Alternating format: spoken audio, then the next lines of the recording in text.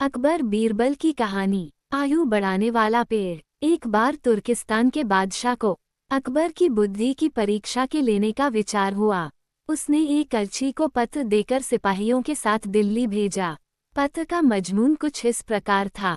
अकबर शाह, मुझे सुनने में आया है कि आपके भारतवर्ष में कोई ऐसा पेड़ पैदा होता है जिसके पत्ते खाने से मनुष्य की आयु बढ़ जाती है।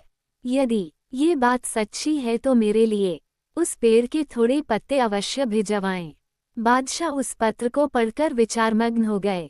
फिर कुछ देर तक बीरबल से राय मिलाकर उन्होंने सिपाहियों सहित उस अर्ची को कैद कर एक सुदृढ़ किले में बंद करवा दिया। इस प्रकार कैद हुए उनको कई दिन बीत गए तो बादशाह अकबर बीरबल को लेकर उन कैदियों को देखने गए।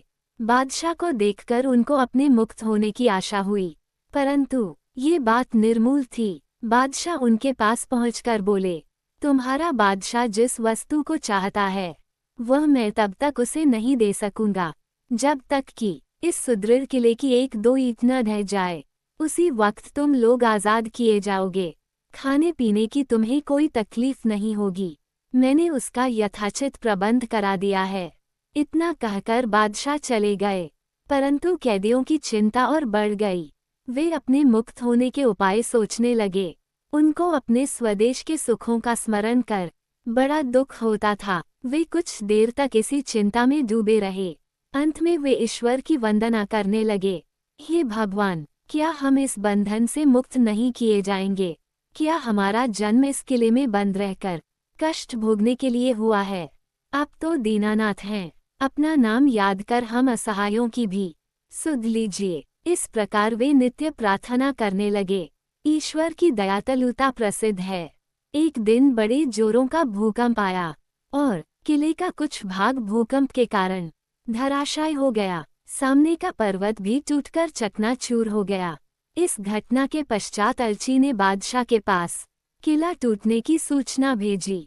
बादशाह को अपनी कही हुई बात याद आ गई, इसलिए उस अर्ची को उसके साथियों सहित दरबार में बुलाकर बोले, आपको अपने बादशाह का आशय विदित होगा और अब उसका उत्तर भी तुमने समझ लिया है।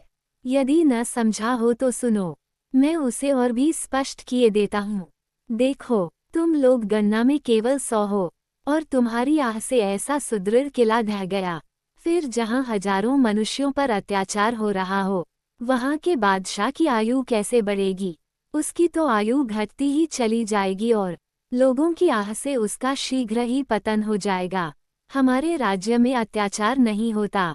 गरीब प्रजा पर अत्याचार न करना और भली भांति पोषण करना ही आयुवर्धक वृक्ष है। बाकी सारी बातें मिथ्या हैं।